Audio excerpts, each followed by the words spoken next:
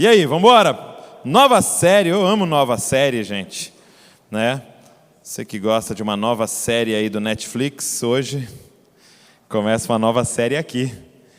E nós vamos trabalhar o mês de outubro com essa temática, coloca aí. Filhos de Deus, tracinho. Nós queremos trabalhar durante todo esse mês de outubro qual é o estilo de vida dos filhos de Deus. O que os filhos de Deus fazem? O que os filhos de Deus falam? O que os filhos de Deus pensam? O que as filhas de Deus fazem? Então, semana após semana, nós vamos trabalhar uma característica dos filhos de Deus. Então, abre comigo primeira carta a João, capítulo número 3. 1 João, então, você que está começando aí a manusear a Bíblia, é lá perto de Apocalipse, na última. Vai lá na última e volta um pouquinho, você vai achar 1 João. Primeira carta de João, tem o Evangelho de João, que é lá no começo do Novo Testamento, e tem as cartas de João, que é lá no final, tá? Então, abre aí comigo, capítulo 3, nós vamos ler o versículo 1. E hoje nós vamos ver os filhos de Deus sonham, ok?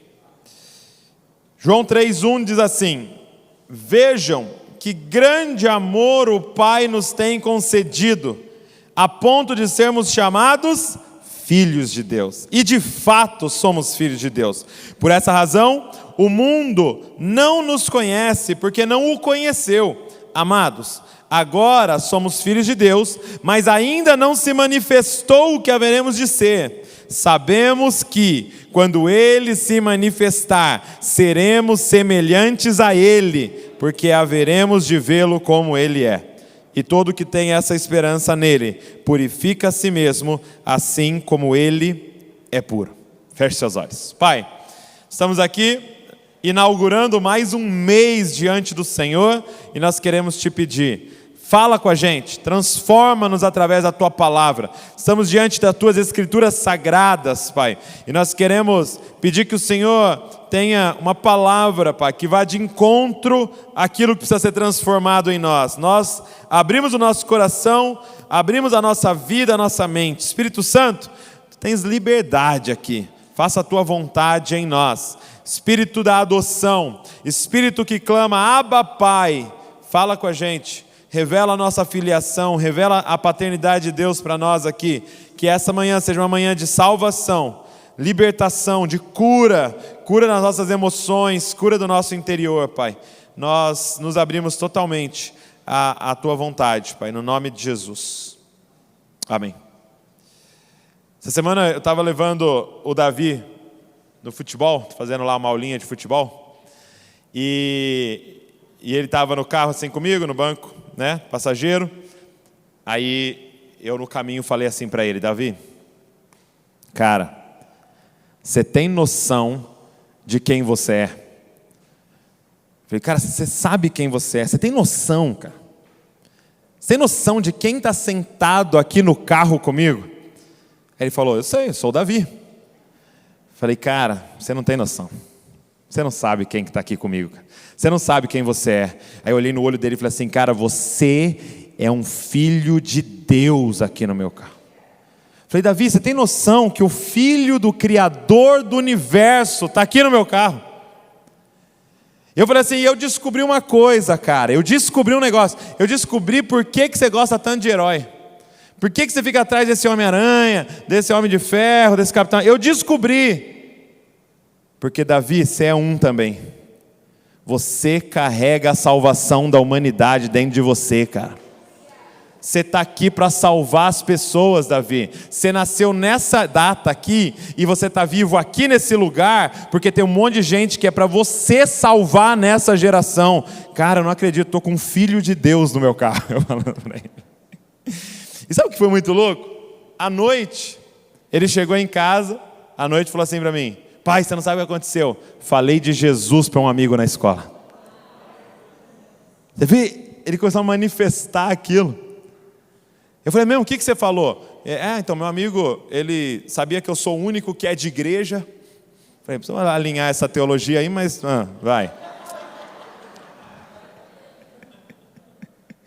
Aí ele foi, meu amigo falou assim, que perguntou, né, mas depois que a gente morre, assim, a gente fica lá deitadinho só? Aí o Davi, não, cara. Depois a gente morre e a gente vai para o céu, fica com Jesus. Mas ele falou, você fica deitadinho do lado de Jesus? Ele falou, não. Sabe o Jardim do Éden? Ele falou. Então, é como o Jardim do Éden, mas é uma cidade. Porque o que acontece? O Jardim do Éden subiu para o céu.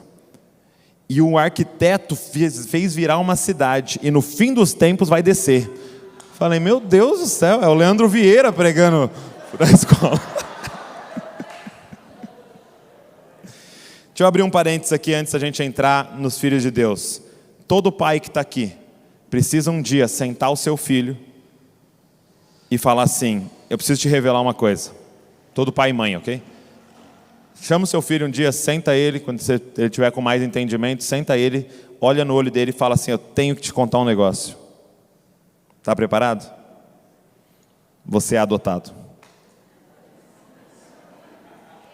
Aí você deixa o choque entrar assim, né? Preciso te contar quem é o seu pai. Nós fomos chamados para cuidar de você, mas eu preciso te falar quem é o seu pai. Você é filho de Deus. Você foi enviado pelo céu. E nós somos responsáveis, somos seus tutores aqui, em apontar você para o que o seu pai tem para você. Você é um filho de Deus. Gente, qual foi a missão de Jesus na terra? Qual foi a missão de Jesus nesses anos que ele encarnou e viveu na terra? E a maioria das pessoas que você pergunta isso vai responder assim, a missão de Jesus foi morrer na cruz pelos nossos pecados. Sim, faz parte. Mas se essa fosse a missão dele, você concorda comigo que ele não nasceria, ele apareceria com 33 anos, subiria na cruz e salvaria a gente dos nossos pecados. Ele seria o sacrifício pelos nossos pecados. Para que nascer, crescer, passar na adolescência, passar na juventude? Para que ficar 33 anos aqui andando com esse corpo aqui? Porque você pode pensar, a missão dele então era morrer na cruz? Sim, mas além disso. Ah, entendi, então a missão dele, já sei, Douglas, é porque ele estava aqui para revelar Deus e o seu poder. Não. Porque isso já estava revelado no Antigo Testamento. Você pegar aqui, ó, de Gênesis a Malaquias, o que você vai ter claro de Gênesis a Malaquias? Existe um Deus, e esse Deus é poderoso e soberano sobre todas as coisas. Não precisava ele vir para revelar isso. Sim ou não? O que Jesus veio fazer? Por que ele nasceu? Por que ele cresceu? Por que ele viveu, gente? Por que ele viveu tanto antes de ser sacrifício na cruz? Sabe por quê? Porque Jesus veio nos revelar qual é o nome que Deus gosta de ser chamado.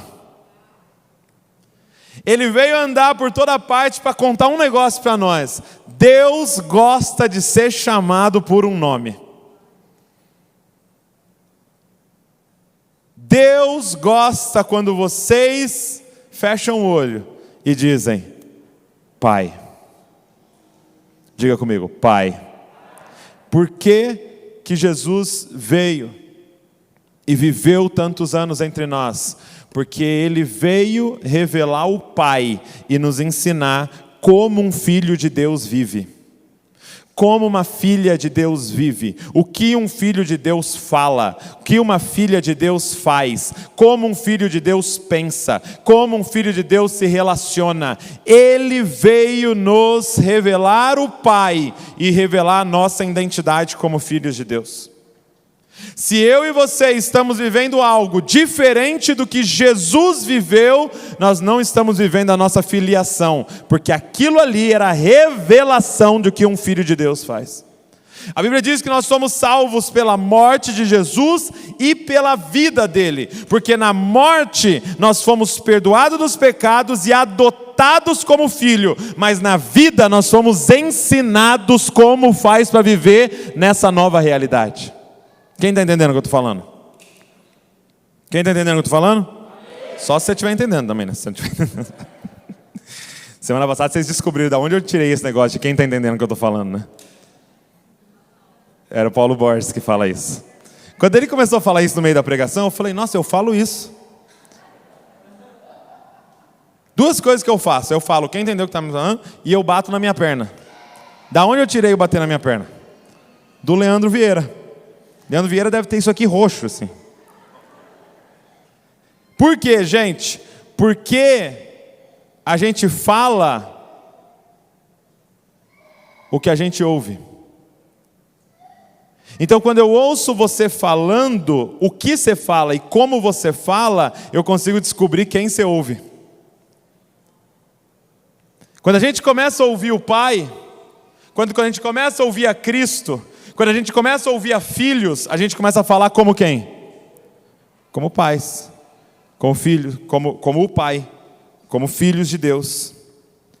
Então, o que nós vamos trabalhar aqui nesse mês juntos é como um filho e uma filha de Deus vive, ok? Por quê? Porque muitos de nós, cara, aqui dentro, nasceram de novo, nasceram da água e do Espírito, e continuam vivendo como órfão, e continuam vivendo como escravo. Então nós vamos manifestar, como nesse texto diz, nós já somos filhos, mas isso tem que ser manifestado. Nós vamos manifestar, assim como Romanos diz, que a natureza aguarda a manifestação dos filhos de Deus. Então nós vamos passar a viver como filho, amém? Segundo desafio que eu tenho para vocês, é assumir essa missão junto com a gente. Qual? De revelar como filhos vivem. Então não só você tem que aprender a viver como filho, mas você tem que fazer o que eu fiz com o Davi e revelar para as pessoas como filhos vivem, não só falando, mas com o seu estilo de vida. Gente, quando Deus quis revelar-se como pai, o que ele fez? Enviou um irmão. De novo, quando Deus quis se revelar como pai, o que ele fez? Enviou o irmão mais velho. Para grudar em nós, olhar no nosso olho e falar, vocês são os meus irmãos. E quando você descobrir o irmão, você descobria quem? Ele disse, quem olha para o irmão, vê quem? O Pai. Então qual é a nossa missão na terra? Por que você está vivo ainda? Por que no dia que você aceitou Jesus, você não morreu assim, ó, salvo, para não ter perigo de desviar? Por quê? Porque Ele está deixando irmãos e irmãs para assumirem agora essa responsabilidade como Cristo, de andar por toda parte, revelando o Pai, revelando como filhos de Deus vivem. E Jesus mostra para a gente essa problemática de filhos vivendo como órfãos, na parábola que Ele conta em Lucas 15, não precisa abrir. Lucas 15... Ele conta a parábola de dois filhos, né? Daria para mudar o nome da parábola. A parábola dos filhos órfãos. E é um paradoxo aí, dos filhos órfãos. Mas é isso. Dois filhos vivendo como órfãos. O mais novo pede para o pai a herança, vai embora, começa a gastar a herança de forma irresponsável. E aí, quando dá a crise, está lá com os porcos, decide voltar, e é muito louco, há uma fala do mais novo. Ele fala assim, vou voltar e eu vou falar assim para o meu pai, não sou mais digno de ser chamado seu filho. Quem disse que você era digno de ser filho? Como que alguém é digno de ser filho? Já parou para pensar? Você é filho porque você nasceu. Não tem como, não, eu paguei um preço alto para ser filho aqui, viu? Não, você nasceu, cara. Simplesmente alguém te gerou e você nasceu. Então você vê como já era um órfão, antes de sair, e era órfão. E aí ele volta, o pai recebe ele como filho, e aí o pai troca as vestes dele, e o pai dá uma festa para ele. Aí o mais velho está fazendo o quê? Quem lembra? Trabalhando. Porque esse tipo de orfandade do segundo, a vida é trabalho. Trabalho, trabalho, trabalho, trabalho, ministério, obra de Deus. E aí, ele trabalhando, volta, o que está acontecendo? Festa. E quem é da obra de Deus não gosta de festa. Sim ou não? Não é tempo de se alegrar, é tempo de pranto. Sim, mas também tem uns dias que nós vamos se alegrar.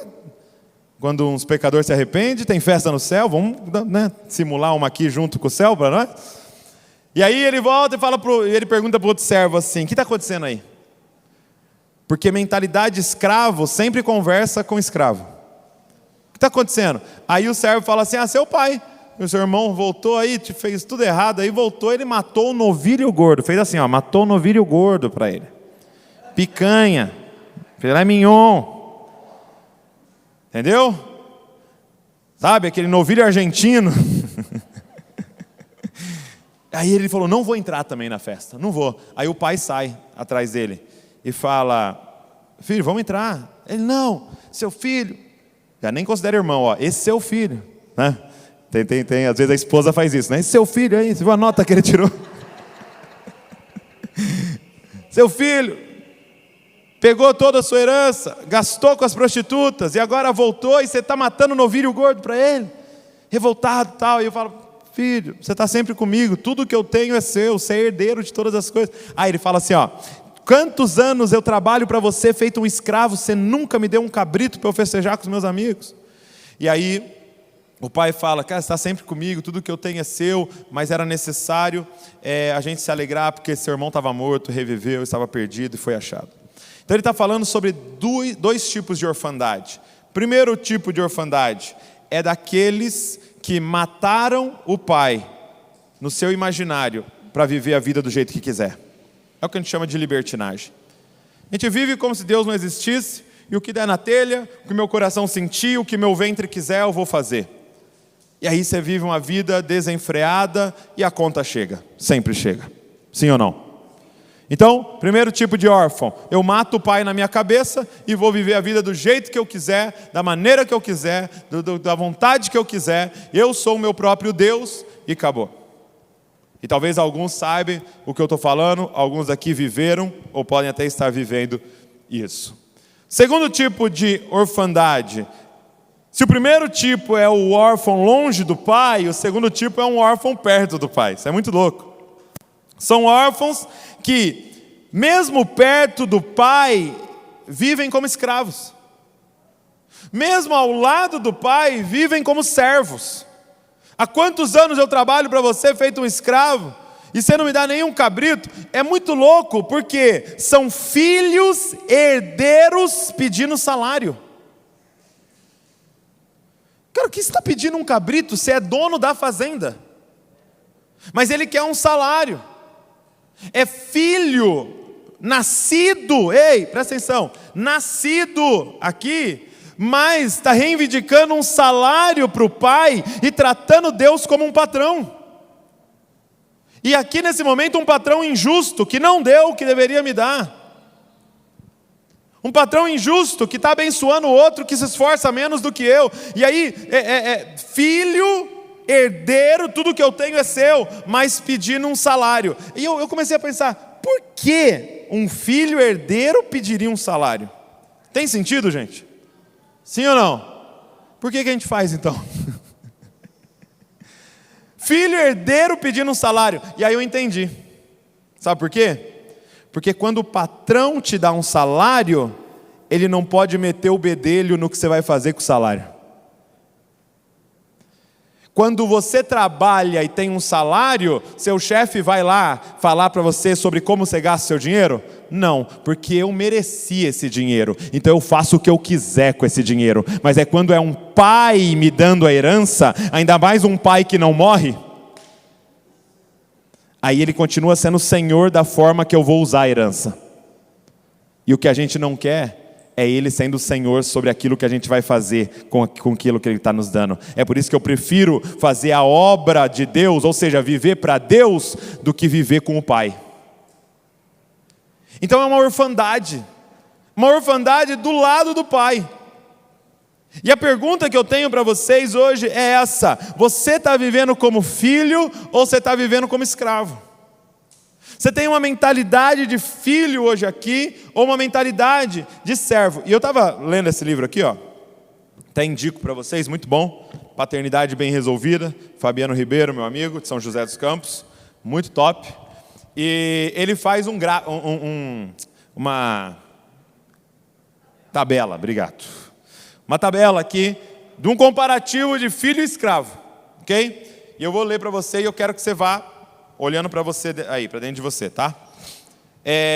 Vamos lá. Por exemplo, primeiro, qual é a diferença do filho e do escravo em seu valor? Aonde o escravo encontra valor e onde o filho encontra valor. Então o seu valor na identidade de escravo, de órfão, baseia-se em seu serviço, ministério, no fazer. Tem valor enquanto serve. Seu valor depende do que faz. Agora, e o filho? Baseia-se na segurança de ser filho, valorizado pelo que é, não apenas pelo que faz. Olha só que interessante, base para sentir-se bem. Então, quando que o filho se sente bem, o escravo se sente bem? O escravo, ele se sente bem ao ser útil e agradar as pessoas. Quando que o filho se sente bem? Ele se sente bem ao ser amado, sentir o prazer do pai em si. Olha isso, gente. Que mentalidade nós estamos manifestando. Terceiro, conhecimento. Olha o que um servo, um escravo precisa. Ele precisa saber o que fazer. E não precisa entender os propósitos por trás das suas ações. Um filho, o pai revela os seus propósitos. O filho entende o coração do pai. Então não é sobre o que fazer, é sobre por que fazer o que está fazendo. Quarto, motivação. Qual é a motivação do escravo? Obrigação. Cumpre o que deveria fazer. Às vezes, compulsão de produzir ou de agradar as pessoas. O filho, qual é a motivação do filho? Alegria. Participa com o pai em seu trabalho e propósitos. Quinto, propósito da sua existência. Olha o propósito da existência do servo, do escravo: trabalhar, ser produtivo e obter resultado. Cara, ele descreveu um brasileiro.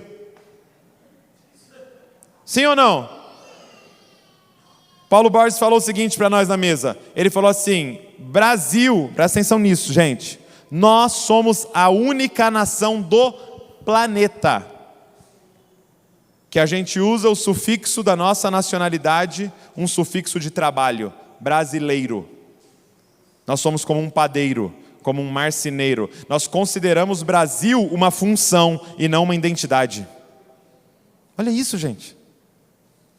As outras nações nos veem como uma identidade. Quando um americano vai falar de nós, ele fala que nós somos um Brazilian. Quando um francês vai falar de nós, ele fala que nós somos um brasilês. Mas a gente se intitula, não, nós somos brasileiro, porque nós cumprimos uma função, nós não somos filhos. Quem está entendendo, cara?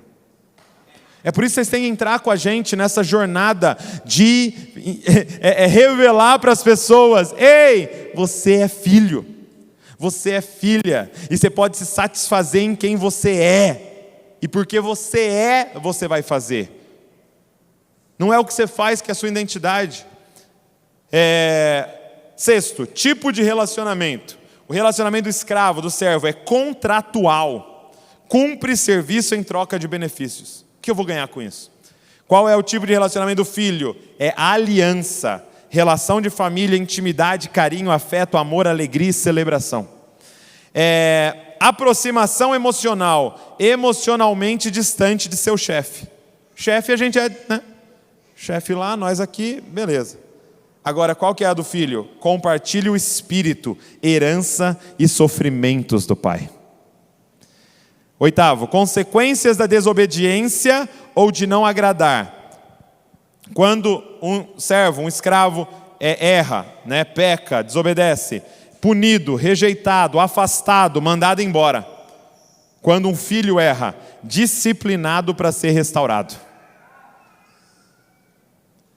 Os dois são punidos, mas um entende: essa punição é para o meu bem. O outro entende: é rejeição, ele está mandando eu ir embora. Como é que você vê Deus?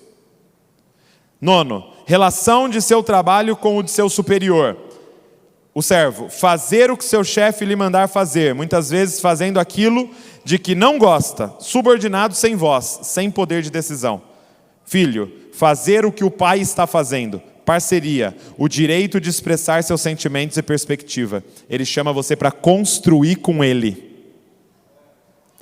E por último, qual é a fonte de energia, força e poder do servo, do escravo? É esforço próprio na esfera do reconhecimento. Então qual é a fonte de energia, de poder, de força do filho? Graça, amor e aceitação como fonte para todo o nosso esforço. Cara, a minha pergunta é: você está vivendo como servo ou vivendo como um filho? Dentro da casa do Pai. Dentro da casa do Pai. Você está vivendo como um servo ou como um filho?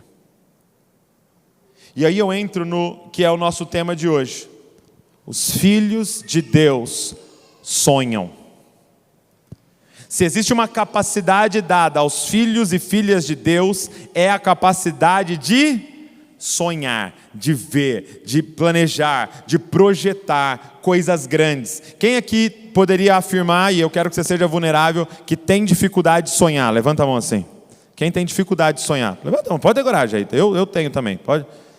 De planejar, 30 anos nós vamos estar não sei aonde. Quem tem um plano para 30 anos aí? Levanta a mão assim. Olha aí, tem alguns filhos ali, ó.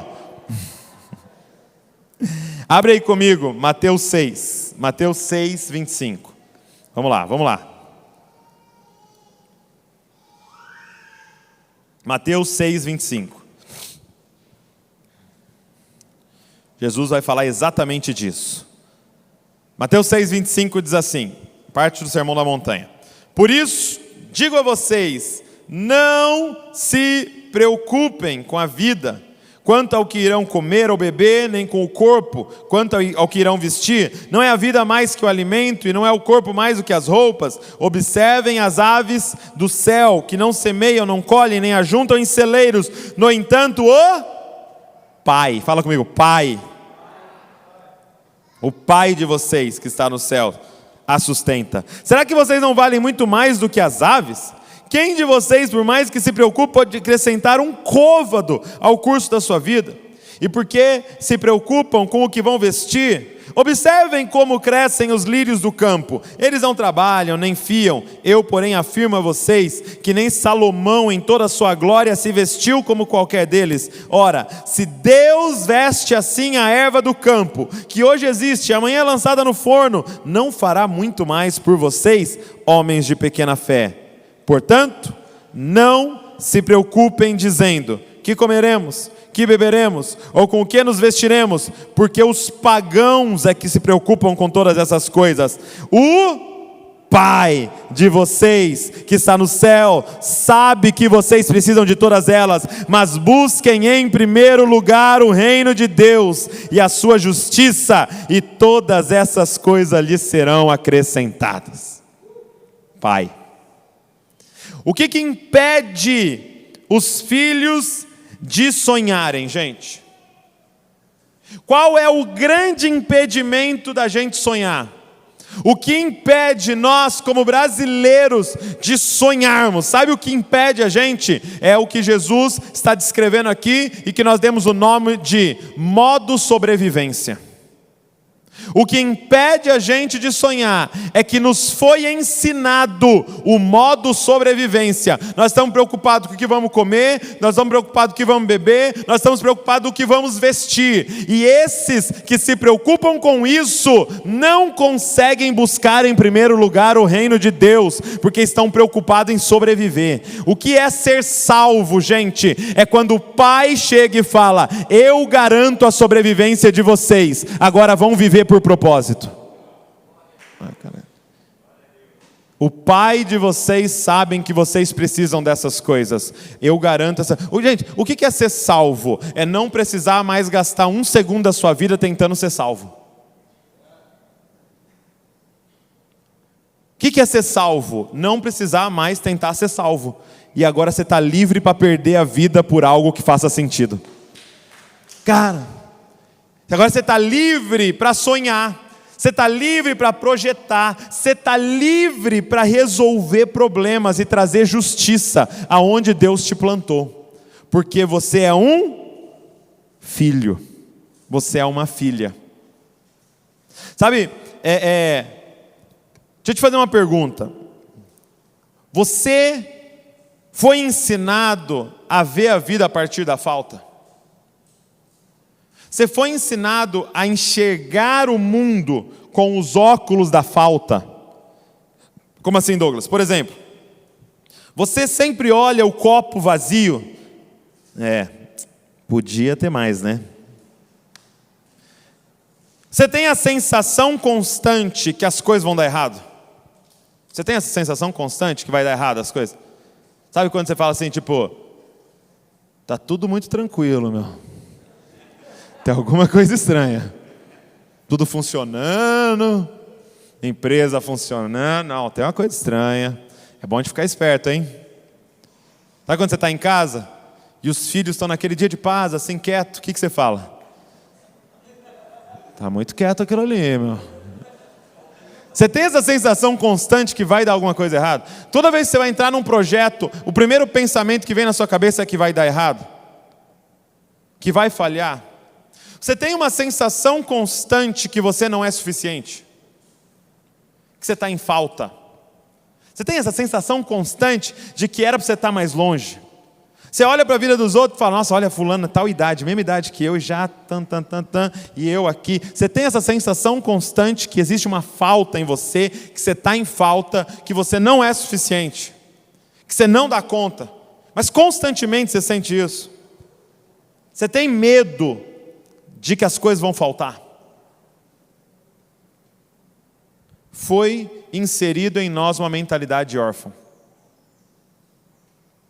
Infelizmente, as gerações passadas inseriu em nós uma mentalidade de órfão. Por exemplo, o que mais nos falaram? Os nossos avós, os nossos pais, era, faz concurso. Faz concurso, cara. Meu irmão, passou num concurso. Você viu? Primo fulano passou no concurso. Tá tranquilo. Por quê? Porque ele vai revolucionar uma cidade? Não, porque o salário dele vai cair todo mês.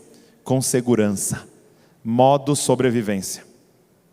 Quantos dos nossos príncipes, filhos e filhas de Deus, foram roubados de espalhar a salvação de Jesus por toda parte, porque entraram no modo sobrevivência. Com medo de faltar. Achei interessante que essa semana a Val deu R$20 para o Davi, né? Para ele ir para a escola, que ele queria comprar lá um lanche lá, né? Aí ela deu para ele R$20, né, uma nota de R$20, ó, compra lá o doce lá que ele queria. Aí beleza, aí à noite ele chegou, aí ele falou assim, meu, comprei 5 doces. É mesmo? Comprei 5 doces, era R$2 doce, 5 doces, e distribuí para meus amigos, para todos. Só que tinha 6 amigos, eu não vi. O que eu fiz? Dei o troco pro outro. Falei, ô meu amigo, vamos conversar aí. Fala para ele, eu compro amanhã para você, mas não precisa dar os R$10 para ele. Mas por que deu, gente? Por que ele pega R$20, compra 5 doces para os amigos e ainda dá os outros 10 para o outro? Porque é filho. Ele não estava preocupado que ia faltar dinheiro para comprar o doce amanhã. Quem está entendendo o que eu estou falando, cara? Lógico que eu não estou estimulando você a desperdiçar. Não faz isso. Entendeu? Não estou dizendo para você sair dando dinheiro. Mas você entende que uma mentalidade de falta faz a gente ser mesquinho e querer guardar o maná de ontem porque a gente não acredita que Deus aparece amanhã. Pai, eu vou guardar só isso aqui porque eu não sei se amanhã você vai acordar bom. Eu não sei se amanhã você continua sendo pai. Eu não sei se amanhã eu vou fazer o trabalho direitinho, meu salário vai cair. Está uma crise, né, Deus? Mas quando você tem pai, você não está preocupado com isso. Porque você sabe que Ele garante essas coisas. E você pode viver por propósito. O que Deus quer fazer é nos tirar desse modo de sobrevivência. Vamos fazer um teste aqui. Estão preparados? O teste, hein? Deixa eu ver se vai funcionar a minha internet aqui, peraí. Seguinte, ó, vou entrar aqui num portal de notícias de Bragança, tá? Mas aí você acha, eu vou ler, imagina que é a sua cidade, você que está nos assistindo aí, tá? Então vamos lá, notícias de Bragança aqui. Atibaia oferece aula de yoga. Isso aqui não. Aqui, ó, uma boa aqui, ó. Homem é preso por posse ilegal de arma em Bragança Paulista. Olha aí. Essa foi tranquila ainda, vamos ver. Homem é procurado pela polícia após esfaquear a ex-esposa. Meu Deus, Bragança Paulista, gente. Vamos ver. Ladrão cai do telhado de igreja em Bragança. Isso aqui foi feio, isso aqui foi terrível.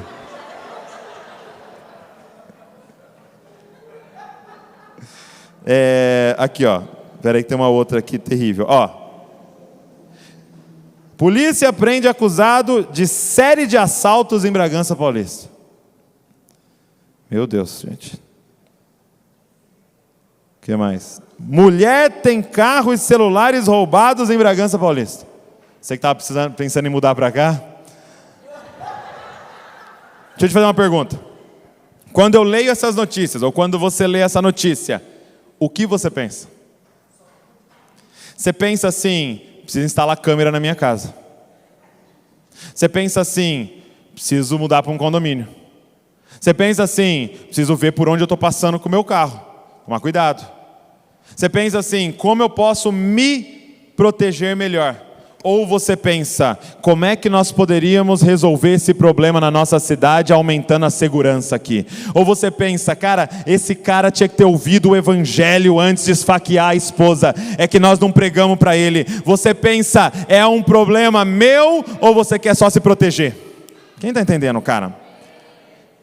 Bragança Paulista aguarda a manifestação dos filhos de Deus neste lugar, que não estão preocupados em se proteger. Sabe por quê? Porque não tem como matar um filho de Deus por acidente.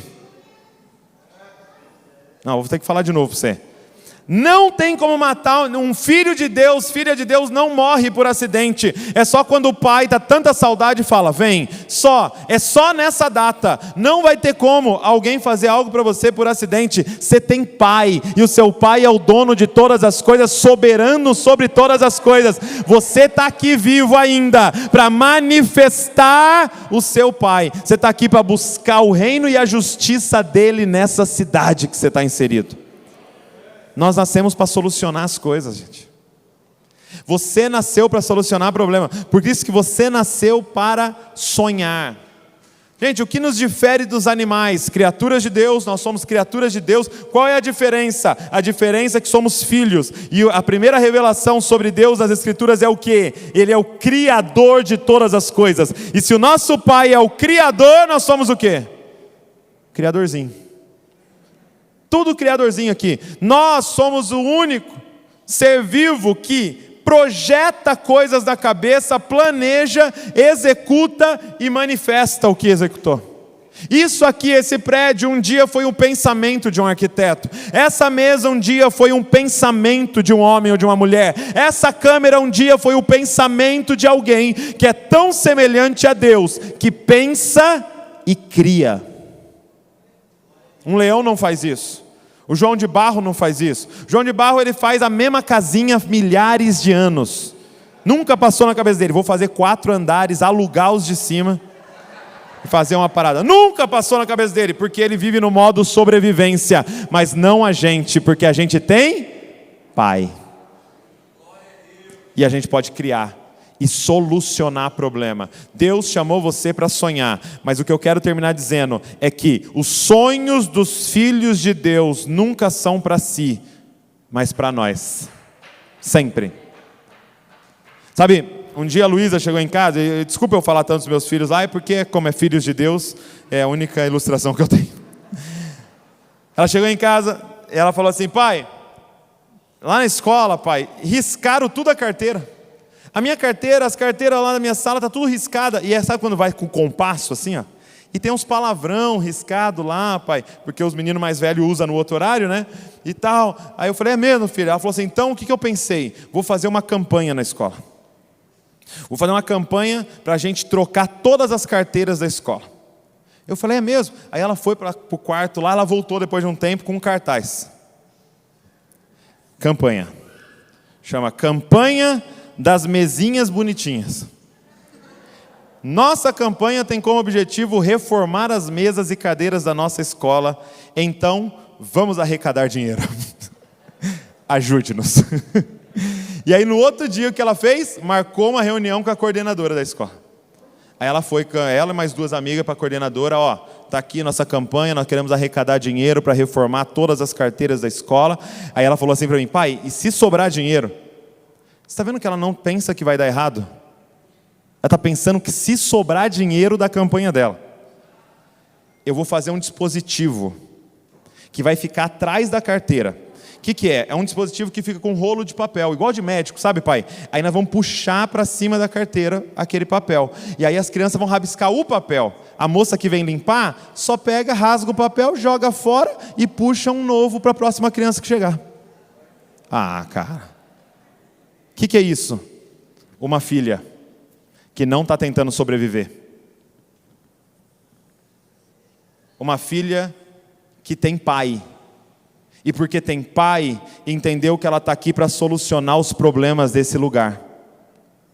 Deus está chamando você para sonhar. Deus está chamando você e fazendo você entender. Eu sinto que Deus está hoje aqui nos colocando no banco do passageiro e falando, cara, você sabe quem você é? Menina, você sabe quem você é? Você está vivendo tentando sobreviver? Você nasceu para salvar a vida de um monte de gente. É por isso que eu mandei você para ir. É por isso que você tem a cor de pele que você tem. É por isso que você tem o cabelo que você tem. É por isso que você fala o sotaque que você fala. É por isso que você está... Cara, você nasceu para resolver o problema de um monte de gente. Por exemplo, um dia a minha irmã teve um filho, meu sobrinho Joaquim, e ela descobriu que ele é autista, que ele está no espectro. O que minha irmã faz, gente? Se não passar todos os dias falando com pais e mães de filhos que também são autistas, ajudando eles a manifestar o reino de Deus com os filhos. Ei, não é um problema, é uma oportunidade de surgir uma solução, cara. Não foi Deus que te abandonou, não foi Deus que te esqueceu, não, é Deus que confia em você. Por isso que enviou para a sua casa esse problema. Quando é que você vai entender, cara, quem você é? Romanos 8 diz que a natureza aguarda com ardente expectativa a manifestação dos filhos de Deus. A natureza sabe quem você é. Quando você passa perto de uma árvore, ele fala, olha lá, filho de Deus passando. Diz que os cachorros olham para nós e falam, lá, uma filha de Deus. Só aguardando você decidir cuidar desse planeta. Por que o diabo te ataca tão ferozmente e está tentando colocar uma mentalidade órfã em você e acha bocas para toda hora reforçar que você não é, que você não consegue, que te falta? Por quê? Porque o inferno sabe quem você é. Por que Deus enviou o único filho dele para morrer naquela cruz por você e sangrar até a morte? Porque o céu sabe quem você é. Só tem uma pessoa aqui nessa sala que não sabe quem é. Você mesmo. Cara, feche seus olhos comigo. Feche seus olhos. E eu quero que nesse começo de tarde aqui, você sente no banco passageiro de Deus hoje aqui. Deus está te levando para dar uma volta. E eu quero que você ouça Deus falando assim para você, cara, você sabe quem você é. Você tem noção de quem está sentado hoje aqui. Você sabe quem você é, moça. Você sabe quem você é, mulher. Você é minha filha. Você é o meu filho. E eu plantei dentro de você a salvação de muitos. E eu coloquei dentro de você a salvação de muitas. Eu coloquei sonhos em você. Eu coloquei projetos no seu coração. Ouse sonhar, porque você é meu filho, você é minha filha. Ouse sonhar com a salvação da sua família. Ouse sonhar com a resolução de problemas ao seu redor. Ouse sonhar com uma cidade inteira encontrando a Cristo. Ouse sonhar com uma cidade inteira com atos de justiça por toda parte. Ouse sonhar com o fim da miséria ao seu redor. Ouse sonhar. Por um único motivo, você é meu filho. Você é minha filha. E não há nada difícil demais para mim. Ouça Deus olhando no seu olho, veja Deus olhando no seu olho hoje e dizendo assim, cara, você sabe quem você é. Você está vivendo de maneira digna de quem você é. Você é meu filho, você é a minha filha.